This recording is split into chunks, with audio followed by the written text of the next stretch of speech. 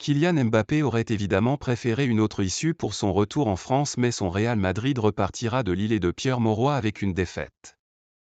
C'est bien le LOSC qui a réussi l'exploit ce mercredi soir dans un match, il est vrai, bien terne décidé par un pénalty de Jonathan David juste avant la pause, 1-0.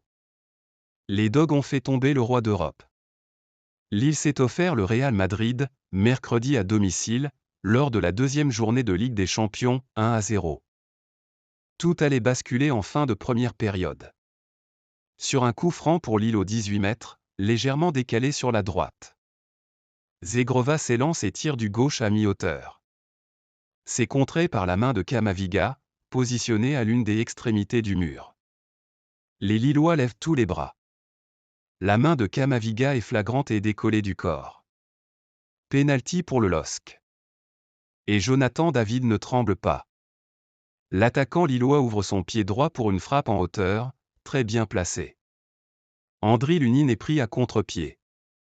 Le Real manque d'égaliser dans la foulée, mais Lille atteint la pause avec ce petit avantage.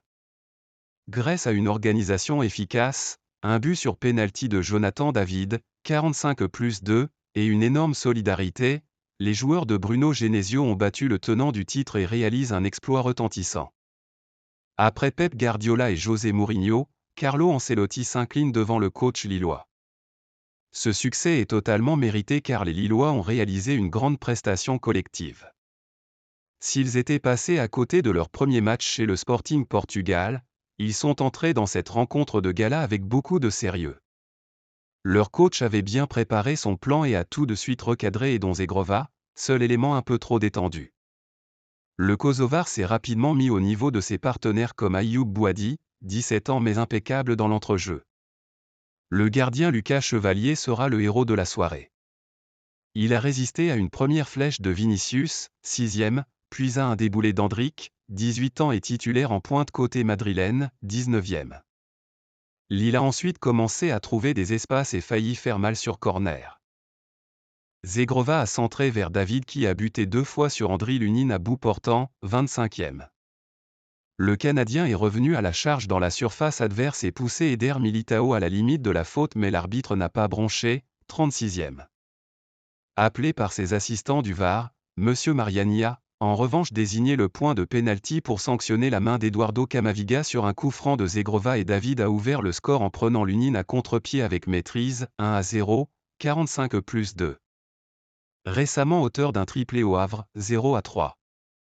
L'avant-centre canadien a signé son 8e but de la saison toutes compétitions confondues. Celui-ci restera dans les mémoires pour longtemps. Alors que Chevalier a encore tenu tête à Vinicius juste avant la pause, 45+4, le Real Madrid est ressorti du vestiaire avec davantage d'intentions offensives. Jude Bellingham et les autres ont cependant clairement manqué d'idées pour prendre à défaut ces Dogs solidement organisés. Ancelotti a lancé Kylian Mbappé et Luka Modric, 57e, mais la superstar française et le Ballon d'Or 2018 n'ont pas trouvé davantage de solutions. Il a fallu attendre la toute fin de match pour voir le club aux 15 Ligue des Champions se lâcher réellement et mettre la pression sur la défense lilloise.